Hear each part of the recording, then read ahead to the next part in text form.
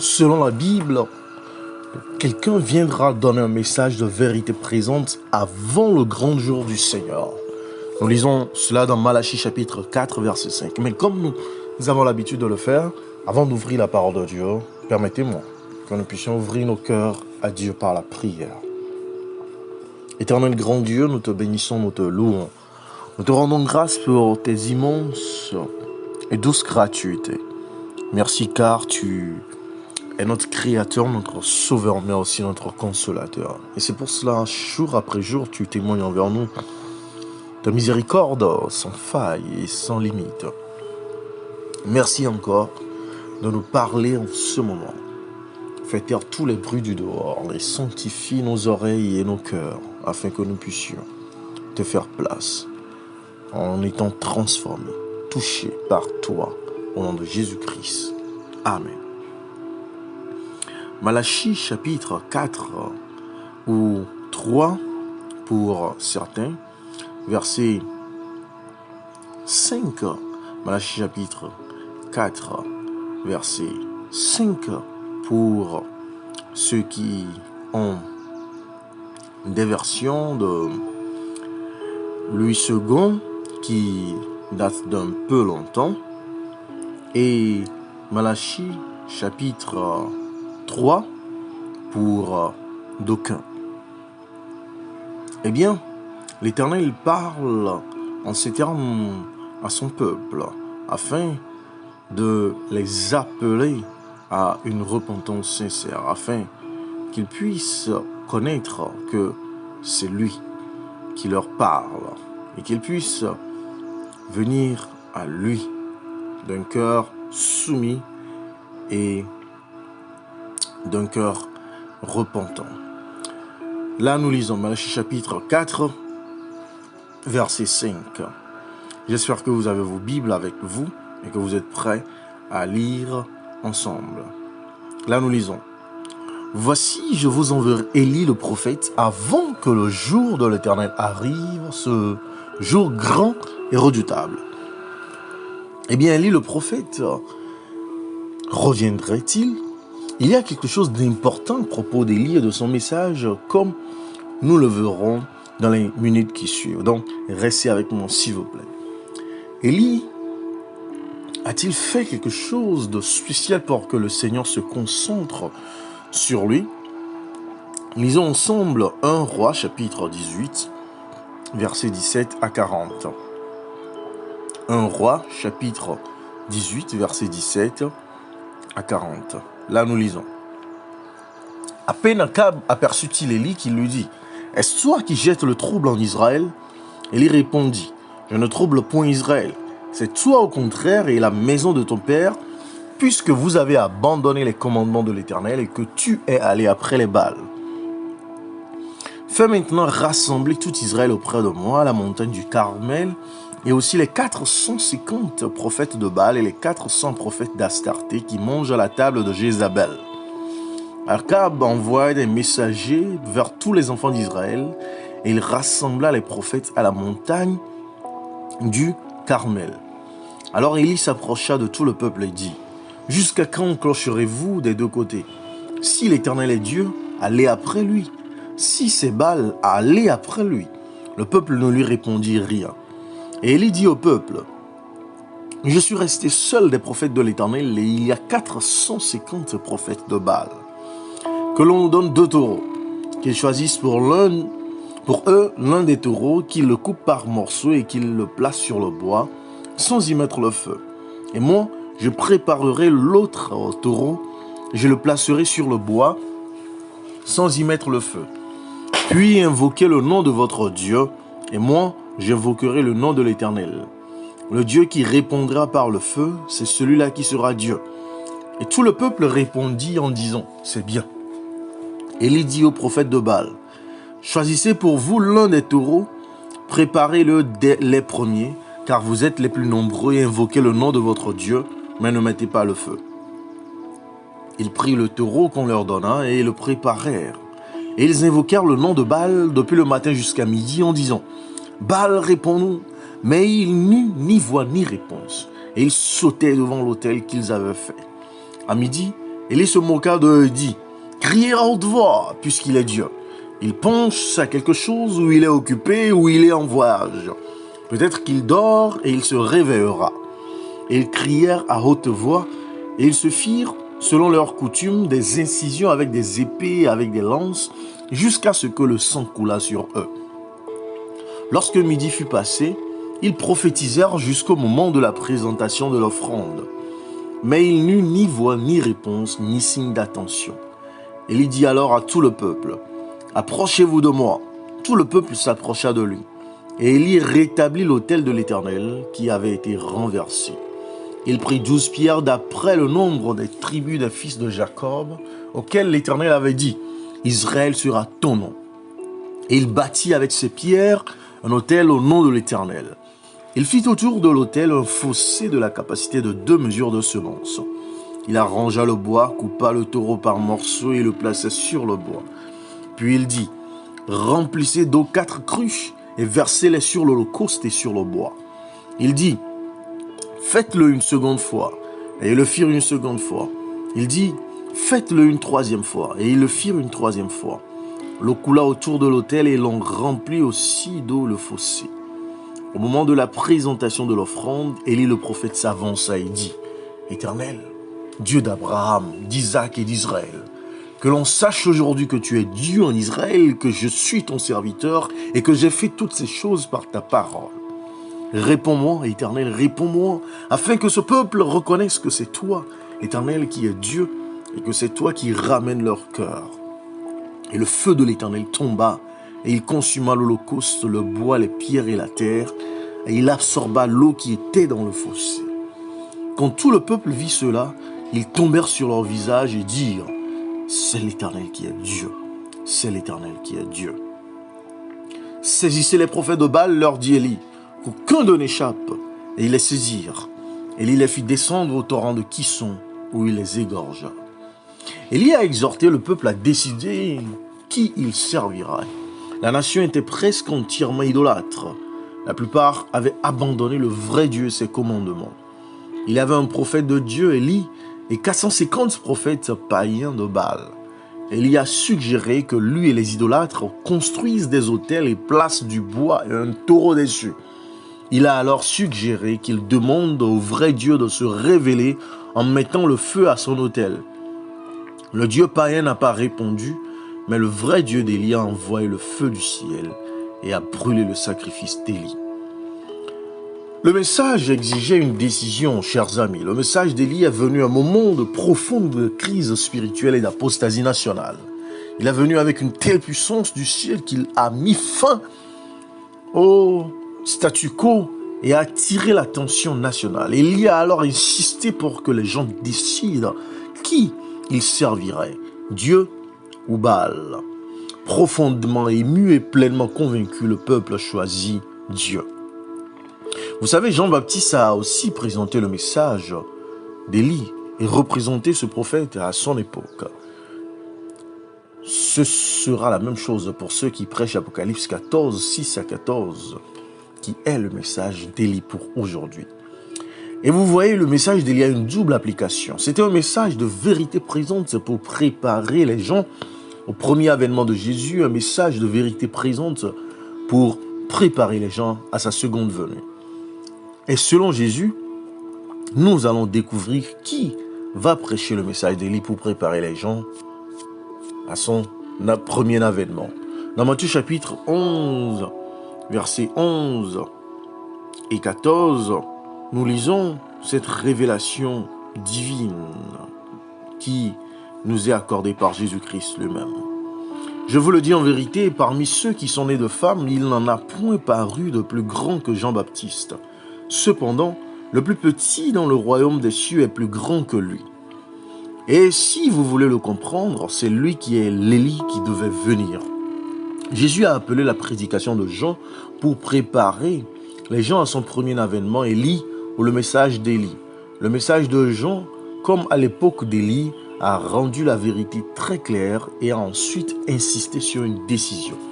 La Bible dit que Jean-Baptiste, il ira dans l'esprit et la puissance d'Élie. Lisons cela dans Luc chapitre 1, verset 17. il marchera devant Dieu avec l'esprit et la puissance d'Élie pour ramener les cœurs des pères vers les enfants et les rebelles à la sagesse des justes, afin de préparer au Seigneur un peuple bien disposé. C'était le message que l'ange donna à Zacharie, le père de Jean-Baptiste, parlant du fils qu'il allait avoir. Et voyons un peu la prophétie qui nous confirme la seconde application à notre époque, bien sûr, juste avant le second avènement de cette vie prophétique et ainsi que le message prophétique d'Élie. Allons dans Malachie chapitre 4, verset 5 encore. « Voici, je vous enverrai Élie le prophète avant que le jour de l'Éternel arrive, ce jour grand et redoutable. » Veuillez noter que deux événements se produiront avant la venue du grand et redoutable jour du Seigneur. Allons dans Joël chapitre 2, verset 31. Joël chapitre 2, verset 31. Là, nous lisons.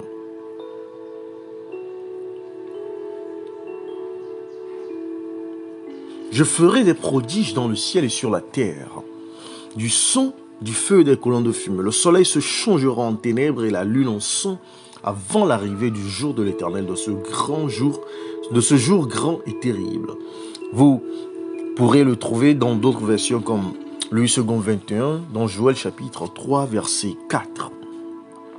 Donc, il y a d'abord l'envoi du prophète Élie et le soleil qui se change en ténèbres et la lune en sang. Cela nous aide à localiser les deux événements. Le jour sombre s'est produit le 19 mai 1780. Cette même nuit, la lune est apparue comme du sang. Matthieu chapitre 24, verset 29 nous dit ceci. Écoutez bien s'il vous plaît. Matthieu 24, verset 29. Aussitôt après ces jours-là de détresse, le soleil s'obscurcira, la lune ne donnera plus sa lumière, les étoiles tomberont du ciel et les puissances célestes seront ébranlées. Ce passage inclut un autre signe, la chute des étoiles qui a eu lieu le 13 novembre 1833. De là, nous savons que le message d'Élie du temps de la fin doit commencer vers ou après 1833, avant la venue du grand jour du Seigneur. Qu'en est-il du deuxième message d'Élie après les signes du ciel? Il est clair que le message d'Élie de Jean ne s'applique pas au deuxième message d'Élie parce que les grands signes célestes de Dieu sont apparus plus de 1700 ans après que Jean ait prêché son message.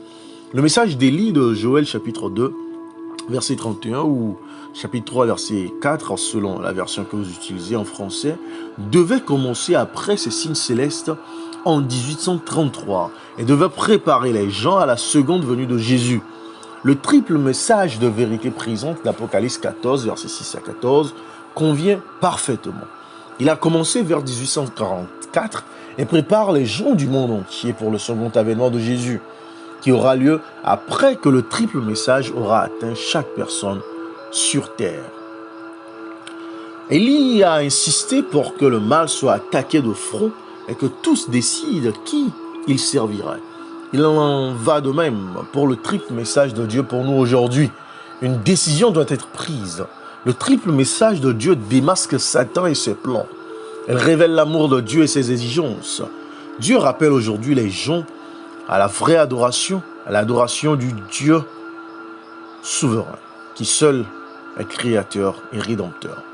Servir sciemment quelqu'un ou quoi que ce soit d'autre en ce jour crucial équivaut à de la déloyauté et entraînera la mort éternelle. Dieu a miraculeusement atteint les cœurs à l'époque d'Élie, à l'époque de Jean-Baptiste aussi. Il fera de même dans ces derniers jours lorsque les gens répondront au message des trois anges. Et il y a une merveilleuse bénédiction qu'apporte la prédication du message d'Élie, selon Malachie chapitre 4, versets 5 et 6, ou chapitre 3, versets 23 et 24. Je vous enverrai le prophète Élie avant que n'arrive le jour de l'Éternel, ce jour grand et redoutable. Il ramènera le cœur des pères vers leurs enfants et le cœur des enfants vers leurs pères, de peur que je ne vienne frapper le pays de destruction. Que le nom de Dieu soit loué. Le message d'Élie ou les messages des trois anges réunira les membres de la famille dans une relation d'amour, d'intimité, de joie et de bonheur céleste. Quelle promesse bénie. Vous savez, le mot évangile signifie bonne nouvelle. Les messages des 3 anges d'Apocalypse 14 apportent aussi des bonnes nouvelles. Passons en revue les bonnes nouvelles que nous avons découvertes dans cet aperçu d'un message des 3 anges. D'abord, chaque personne aura l'occasion d'entendre et de comprendre l'évangile des derniers jours. Pas un seul ne passera à côté. Les plans puissants du diable pour piéger, détruire les gens nous seront révélés. Nous n'avons donc pas besoin d'être pris au piège. Ensuite, la puissance céleste accompagnera la diffusion du message de Dieu dans ces derniers jours. Le peuple de Dieu sera patient et il les appelle des saints qui persévèrent. Le peuple de Dieu aura la foi de Jésus ou en Jésus. Le peuple de Dieu obéira par amour à ses commandements. Et puisque Dieu nous aime tellement qu'il a envoyé des messages spéciaux pour nous préparer à la seconde venue de Jésus, nous devons les accepter. Ensuite, les messages de Dieu pour ces derniers jours rassembleront les membres de la famille de Dieu dans l'amour et l'unité. Et enfin, l'accent principal des messages des 3 anges est que le salut a été fourni à chacun par Jésus-Christ. Il donne sa justice pour couvrir notre passé et nous transmet miraculeusement sa justice chaque jour afin que nous grandissions dans la grâce et devenions comme lui.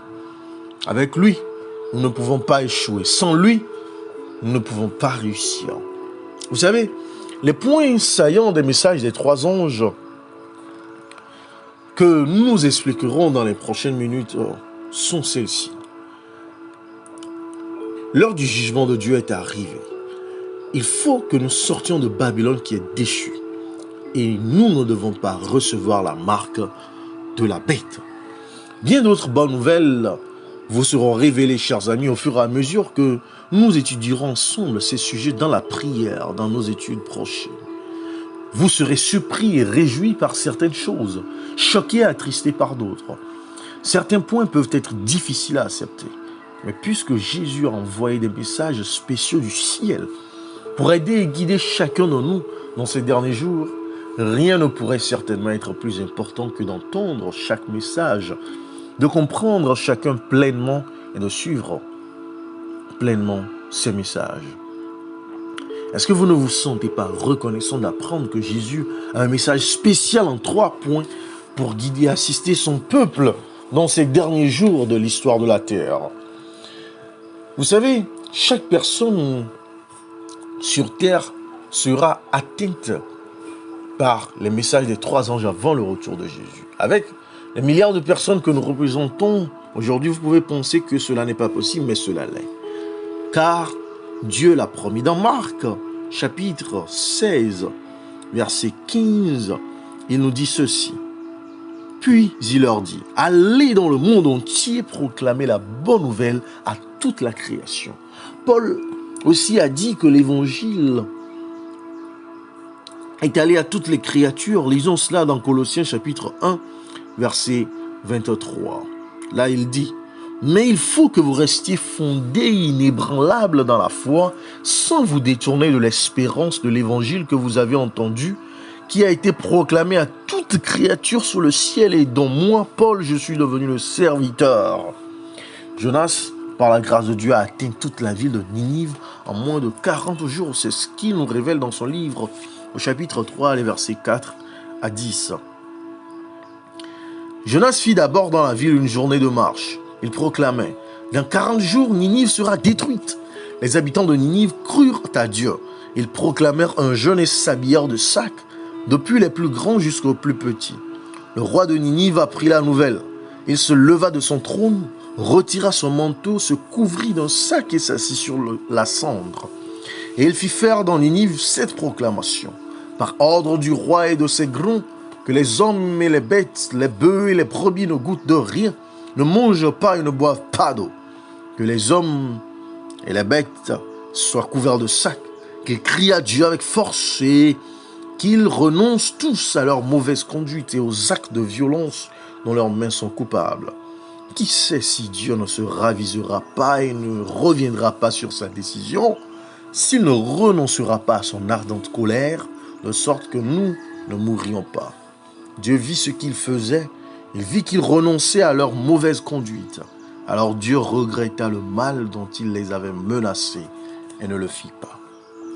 La Bible dit que Dieu finira le travail et l'abrégera. Dans Romains chapitre 9, verset 28, nous lisons ceci.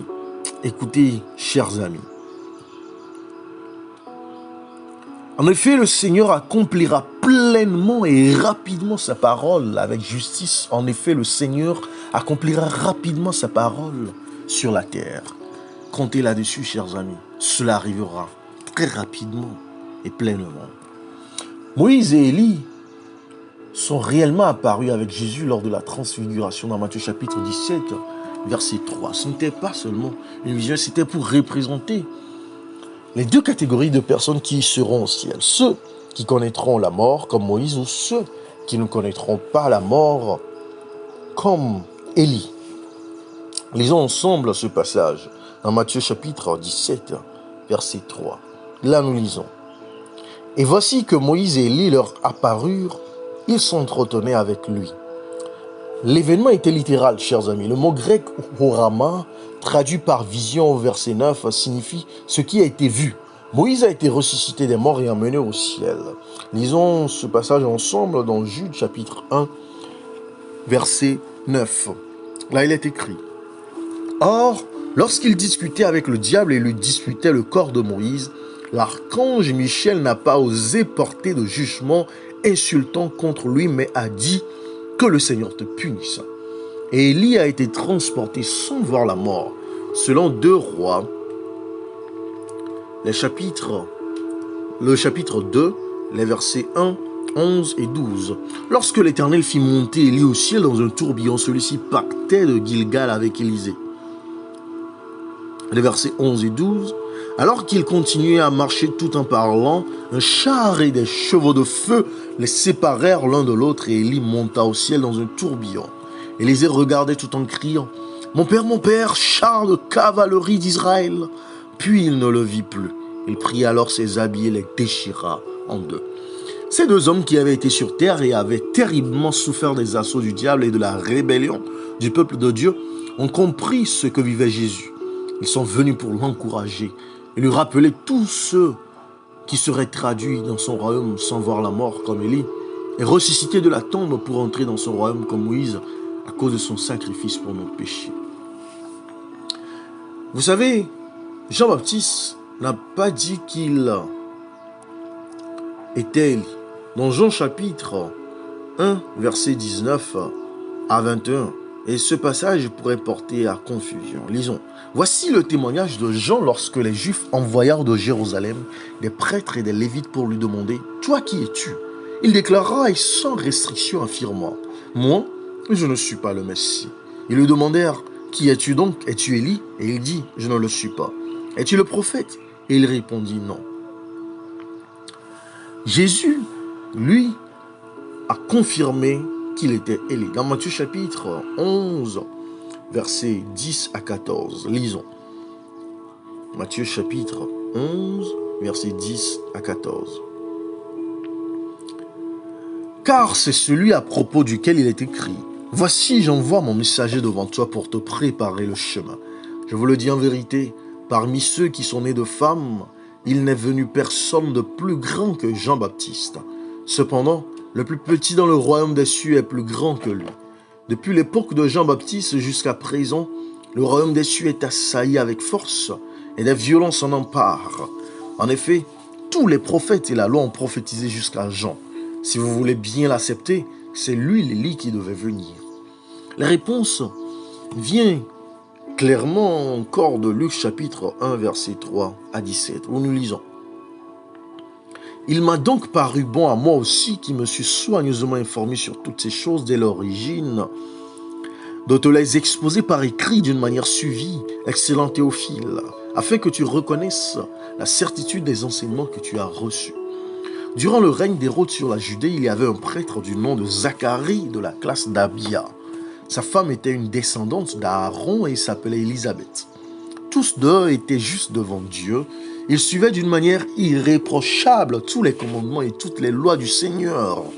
Ils n'avaient pas d'enfants parce qu'Élisabeth était stérile et ils étaient l'un et l'autre d'un âge avancé. Or, Pendant que Zacharie remplissait sa fonction de prêtre devant Dieu, c'était le tour de sa classe. Il fut désigné par le sort, d'après la règle en vigueur pour les prêtres, pour entrer dans le temple du Seigneur et y brûler le parfum. Toute la multitude du peuple était dehors en prière, à l'heure de l'offrande du parfum. Alors un ange du Seigneur apparut à Zacharie et se tint debout à droite de l'autel des parfums. Zacharie fut troublé en le voyant et la peur s'empara de lui. Mais l'ange lui dit, « N'aie pas peur, Zacharie, car ta prière a été exaucée. Ta femme Élisabeth te donnera un fils et tu l'appelleras Jean. Il sera pour toi un sujet de joie et d'allégresse, et beaucoup se réjouiront de sa naissance, car il sera grand devant le Seigneur. Il ne boira ni vin ni boisson alcoolisée, il sera rempli de l'Esprit Saint dès le ventre de sa mère. Il ramènera beaucoup d'Israélites au Seigneur leur Dieu. Il marchera devant Dieu avec l'esprit et la puissance d'Élie pour ramener le cœur des pères vers leurs enfants et les rebelles à la sagesse des justes afin de préparer pour le Seigneur un peuple bien disposé. » L'ange qui a annoncé la naissance prochaine de Jean a dit, « Votre femme Élisabeth vous enfantera un fils et vous l'appellerez Jean. Il sera grand aux yeux du Seigneur. » Il a fait des descriptions. Lorsque Jésus a qualifié Jean d'Élie, il faisait référence à sa vie, son esprit, sa puissance et son travail ressemblant à ceux d'Élie. Il en est de même du message d'Élie pour ces derniers jours. L'accent est mis sur le message, pas sur l'homme. Ainsi, Jean n'était pas Élie en personne, parlant de réincarnation ou de réapparition, mais il présentait le message d'Élie. Vous savez, il n'est pas possible pour quelqu'un de prêcher la pleine vérité de la fin des temps de Jésus pour aujourd'hui sans inclure le message des trois anges. Les messages des trois anges doivent être inclus. Dans le livre de l'Apocalypse, Jésus lui-même révèle son message de la fin des temps. En disant dans Apocalypse chapitre 1, verset 1, « Révélation de Jésus-Christ. Dieu la lui a donné pour montrer à ses serviteurs ce qui doit arriver bientôt. Il l'a fait connaître en envoyant son ange à son serviteur Jean. Et il dit que son peuple doit continuer à suivre ce qu'il a révélé dans le livre. » Au verset 3, il dit, « Heureux celui qui lit et ceux qui écoutent les paroles de la prophétie et gardent ce qui s'y trouve écrit, car le moment est proche. » Dans le chapitre 22, verset 7, il dit, « Voici je viens bientôt. Heureux celui qui garde les paroles de la prophétie de ce livre. » Ainsi, les fidèles de la fin des temps doivent prêcher les messages de Jésus tirés du livre de l'Apocalypse. Ceci, bien sûr, inclut la prédication de son message spécial en 3 points d'Apocalypse chapitre 14, versets 6 à 14. Remarquez que Jésus appelle ces messages l'évangile éternel au verset 6. Il dit aussi qu'ils doivent être apportés à chaque personne sur terre avant qu'il ne revienne chercher son peuple. Et voici donc 3 pensées solennelles. D'abord, personne ne prêche véritablement l'évangile éternel de Jésus s'il n'inclut pas les messages des 3 anges. Ensuite, personne n'a le droit d'appeler ces messages l'évangile éternel s'il omet les messages des 3 anges. Et finalement, les messages des 3 anges préparent les gens à la seconde venue de Jésus. Si vous n'entendez pas, ne comprenez pas et n'acceptez pas les messages de la fin des temps en 3 points de Jésus, vous ne serez peut-être pas préparé pour sa seconde venue. Vous savez, il s'agit de messages spéciaux pour la fin des temps. Jésus, qui sait ce dont nous avons besoin, nous a donné 3 messages spéciaux pour la fin des temps. Nous devons les comprendre et les suivre. Et c'est ce que nous allons découvrir dans nos prochaines émissions. Luc chapitre 1, verset 17 dit que le message d'Élie était de ramener les rebelles à la sagesse des justes. Vous savez, dans Romains chapitre 1, au verset 17, la Bible nous dit que, en effet, c'est l'évangile qui révèle la justice de Dieu par la foi et pour la foi, comme cela est écrit. Le juste vivra par la foi. Les justes ont la sagesse de fonder leur salut sur la foi au Sauveur. Dans Actes chapitre 4, verset 12, la Bible nous éclaire sur ce point en disant « Il n'y a de salut en aucun autre, car il n'y a sous le ciel aucun autre nom qui a été donné parmi les hommes par lequel nous devions être sauvés. » Le message d'Élie de Jean était de clarifier cela pour tout le monde, une foi qui est ancrée à quelqu'un ou à quoi que ce soit d'autre que Jésus-Christ ne peut jamais sauver du péché et conduire à une vie changée. Les gens doivent entendre et comprendre cela. Cette vérité est le cœur même du message en 3 points de Dieu pour nous aujourd'hui. Chers amis, je prie que le Seigneur vous touche et vous transforme. Je prie que le Seigneur vous prépare. Je prie que le Seigneur vous élève au-dessus de toute calamité ou de toute impureté, afin que vous soyez soumis à sa sainteté, à sa volonté, transformés par sa puissance, éclairés par son esprit et guidés par sa justice dans son esprit, pour que vous puissiez prendre part à l'héritage des saints. Que le Seigneur lui-même vous préserve de toute chute, qu'il vous prépare, qu'il vous apprête, qu'il vous transforme jour après jour pour être conforme à sa volonté au nom de Jésus-Christ. Amen.